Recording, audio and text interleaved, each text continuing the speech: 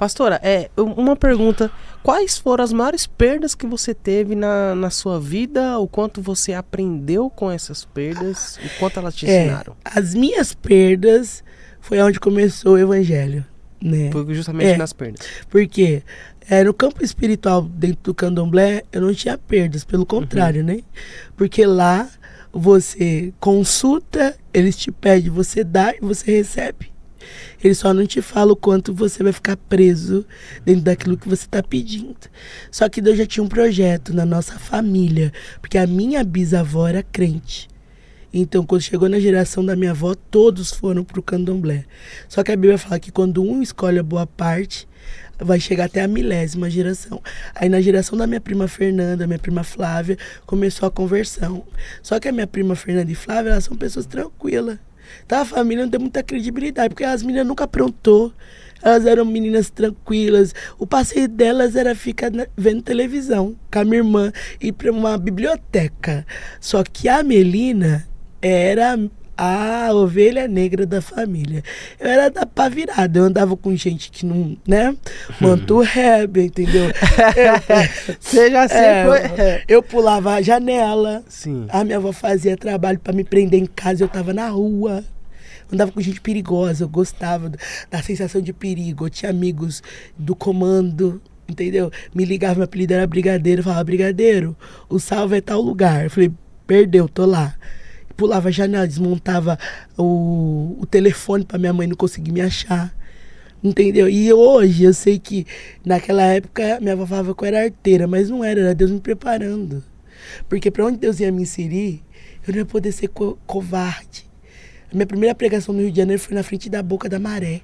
Você tem noção que é isso? Você pregar com o fuzil no meio do teu peito? Aí Deus falou para mim assim, vai arregar? Quando você era brigadeiro? Você estava lá naquele meio lá. Então agora, aonde habitou o pecado, superabundou a graça. Vai que você vai salvar eles. Com fuzil, sozinha. Era uma jovem. Não estava com a minha mãe, estava com a minha avó. Entendeu?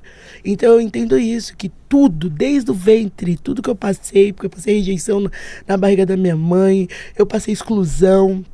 Eu joguei handball, eu era a única pretinha gordinha, eu fui rejeitada, mas tudo já era Deus me capacitando, Deus me preparando, né, para que eu pudesse fluir quando Ele me constituísse, entendeu? Então, quando chegou o Evangelho, chegou através também de um problema que eu tive no útero. Sim.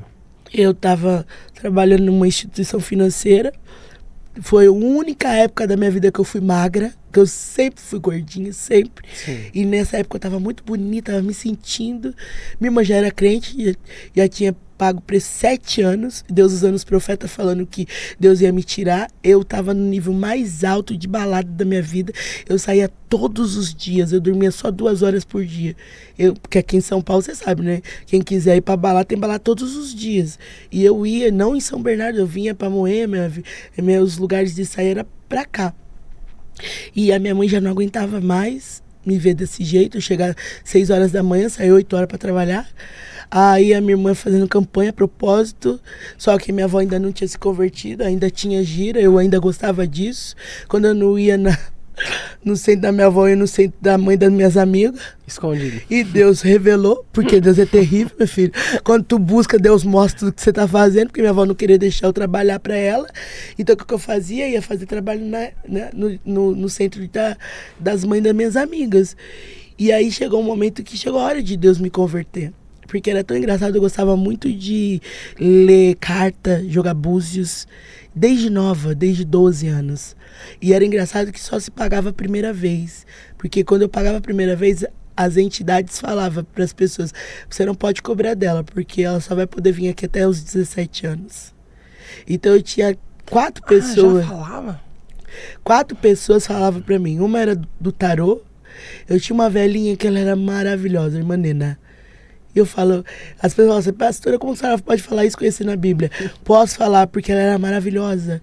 Ela me trazia uma paz, porque eu era tribulada, com um espírito de rejeição. E ela punha a gente deitada na cama dela, ela lia a nossa vida no copo de água. Aí no copo de água ela lia, porque pra mim isso é um dom, só tava fluindo na energia errada. E ela falava tudo o que aconteceu. E ela falou pra mim, você só vai vir aqui até os seus 16 anos. Depois eu nunca mais vou te ver. Aí eu te pergunto, com quantos anos que eu me converti? 17. 16 para 17 anos. Porque o inimigo sabe até quando ele pode tentar tragar você para você não chegar no objetivo da tua vida. Só que uma vez que Deus libera algo sobre você, o inimigo não tem força. Ele vai trabalhar. Mas se Deus tem um propósito com a tua vida, todas as correntes se quebram, e quebrou. Só que Deus sabia que eu era muito resistente. Eu não tinha medo. É muito difícil Deus salvar uma pessoa que não tem medo. Eu não tinha medo de tiro, não tinha medo de bandido, não tinha medo. Não tinha medo de nada. Só que eu tinha medo de uma coisa que ninguém sabia e Deus sabia. Porque Deus sabe de tudo da gente. Já do quê? Deus sabia que eu tinha medo de hospital. E aí eu fui... Medo de hospital? Eu fui trabalhar. Trabalhava num banco. Quando eu cheguei na porta do banco, eu olhei pra baixo. Eu estava toda ensanguentada. Aí eu acordei, estava em Osasco. Muito longe da minha família, sem sentir minhas pernas. E aí eu vi a clínica, né, a junta médica falando, liga pra mãe, porque já está generalizada a infecção. Se não parar, vai pegar o pulmão ou o coração. Se pegar, ela vai partir. E aí eu liguei pra minha irmã, a crente, que eu não me dava bem com a minha irmã. Minha irmã trazia as moças pra orar pela gente e eu saía pela outra porta. Eu odiava mistério, revelação. Por isso que eu passo umas coisas hoje, que eu sei que foi tudo aquilo que eu plantei, sabe? E a minha irmã, eu liguei pra ela e falei, Tata, eu chamo ela de Tata até hoje, né? O médico falou que já tá generalizado. Eu não sinto meus pés, não sinto minhas pernas, só sinto do seio pra cima. Aí ela começou a chorar, só que a minha irmã é dura igual a minha avó. E ela falou assim, então, você teve 5 anos. Tem 5 anos que Deus te chama e você não quer vir. Se a Tata pudesse, eu trocava de lugar com você, mas eu não posso. Então vira você, sua cara preta pra parede. Ora, porque só tem um que pode te livrar disso, Melina. Mas uma coisa eu te garanto, morrer você não vai. Uau. Você não vai morrer porque você tem uma promessa na tua vida, Melina. Você vai ganhar muitas vidas, você vai ser pastora. Ela começou a falar tudo que Deus revelava pra ela através dos irmãos, né? Mas você pode sair daí numa cadeira de roda porque você foi desobediente. Só quem pode te livrar é Deus. Aí eu falei pra ela, eu não sei orar. Ela mandou eu orar. Eu não sabia orar. Eu sabia as cantigas das entidades. Porque na casa da minha avó, cada canto do quintal, eu tinha minhas intimidades com todos eles. E eu cantava, colocava a bebida que ele queria, eu acendia charuto, vela, né? Cada um era de um jeito. E eles incorporavam na minha avó. Eu tinha intimidade com eles. Você tinha intimidade. Eu falava pra minha vovó, eu quero falar com fulano. Ela falava assim, que isso? Não fica solta assim, não. Eu saía no quintal, pegava a cuia, punha a bebida, cantava a mandinga, acendia a vela, quando eu voltava, minha avó estava incorporada. E eu falava, tá de brincadeira, né? Tá vendo que eu quero falar com você? Eu era assim. Eu tinha prazer de sustentar todas as entidades da minha avó, da minha tia, da minha madrinha. Todos os dias 5 eu ia na casa lá e comprava tudo, do bom e do melhor, porque o inimigo não quer nada, ele não quer pitu. Ele quer 51, entendeu? Não quer qualquer coisa, ele quer um Dreyer. Né? A falange de Pombagira da minha tia não tomava champanhe cidra. Tinha que ser a melhor. O cigarro não era qualquer cigarro, tinha que ser aquele cigarro comprido. Porque o inimigo, ele fala pra você, tem que ser assim. E quando você tá escravizado ali, você não vê como escravidão, você dá tudo pra adquirir aquilo que você quer. E quando eu conheci Jesus, que foi nesse hospital, não foi através de pastor, não foi através de profeta. Ele chegou em mim. Uau. Eu comecei a orar e ele falou pra mim, agora você escolhe. Eu ouvi assim, foi a primeira vez que eu ouvi o Senhor. Que hoje Deus fala comigo através do meu ouvido e de visão. Ele falou assim, agora você escolhe. Ou você vai me servir do jeito que eu quero, eu vou te levar hoje. E aí eu orei, que a minha irmã falou, né, vira a cara preta. E eu ainda orei e falei, o que eu faço de errado? Porque minhas amigas usavam droga. Minhas amigas não ajudavam a família. E lá em casa a gente era a casa das 4 mulheres, a gente se ajudava. Eu ganhava, né, nessa época um salário bom, então eu supria as necessidades da minha família toda, entendeu? Porque essa era a regra da minha avó. Ela colocava isso sobre a gente. E eu falei, eu não faço nada de errado, não envergonho. Porque a gente pensa isso, né? Porque você não bebe, você não fuma, você tá fazendo tudo certo. Mas não, eu tinha uma pombagira, só que eu não incorporava, entendeu? Eu tinha algumas coisas que pro Senhor não cabia dentro do propósito que ele tinha na minha vida, eu tinha que abrir mão daquilo. E Deus sabia que se tirasse emprego, eu não ia vir. Se tirasse namoro, eu tinha vários beliscos, não ia vir.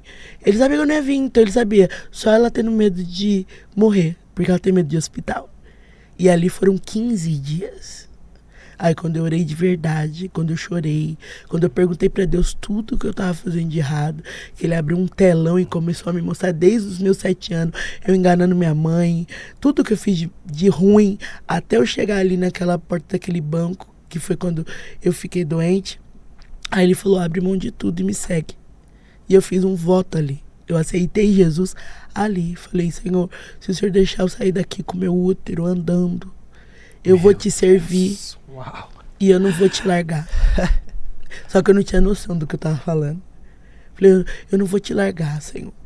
Eu vou abrir mão de tudo. Todos os beliscos que eram os namorados, eu abro das minhas amigas, eu abro mão de tudo, Senhor. Eu vou ficar na tua casa.